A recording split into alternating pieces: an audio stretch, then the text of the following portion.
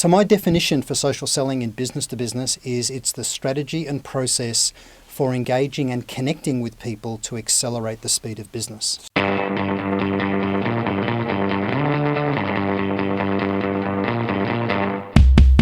Welcome back. I'm delighted to have Tony Hughes with me again. Welcome, Tony. Hi, John.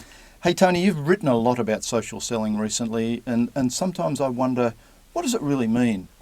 Have you got a succinct definition of social selling? Yeah, I do, but just before we get to that, there's two really important things to consider. And the first thing is that social selling is really a misnomer. I think you'd agree with that.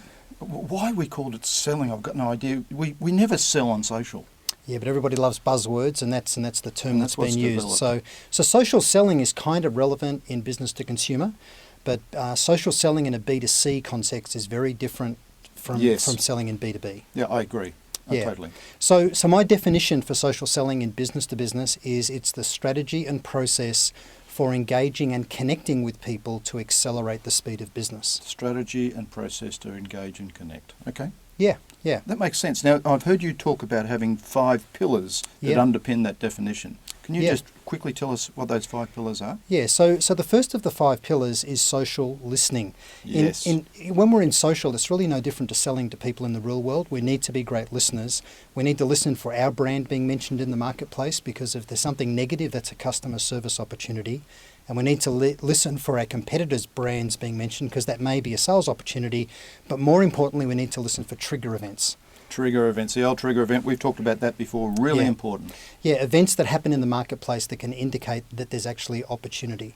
So the first thing is social listening. The next thing is social publishing. We can publish content in social to attract people to us, but more importantly, if someone checks us out online when we've got a meeting request in, or before we turn up and see them physically, we need to show them that we're a person of insight and gravitas, or they'll want to take that meeting. Really important, and that's part of you building your own personal brand, isn't it? It's something, your unique promise of value you're putting out there. Yeah, exactly. And then the third thing is social research. So before we meet people, we need to research. There's so much information available out there on people and companies and industries now that give us the ability to connect with good context.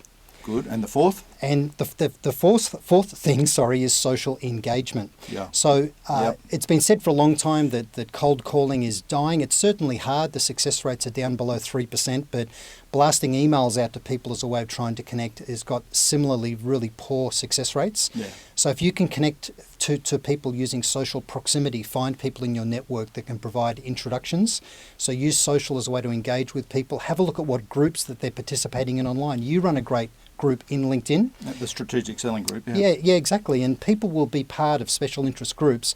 And we don't want to stalk people inappropriately or jump into discussion threads and start selling. That's a big no-no in social. But if they raise a subject you have something to say on, well, there's no harm in going back with your own opinions or comments or suggestions. Yeah, so then start to engage in social. And the fifth pillar of B2B social selling in my mind is social collaboration. And it's actually more relevant as we engage our own teams, our channel partners, using a CRM system properly, using collaboration tools. We know that you get a much better result face-to-face with people, but if you're selling a commodity and you have to travel long distances, simple tools like, for example, Skype is a social selling tool that enables us to collaborate with people at low cost. Great. So I understand the definition, and now we've got 5 pillars, so I'd like to come back together and talk about each one of those pillars, if you don't mind, Tony. That'd be great. Thanks, John. Look forward to it.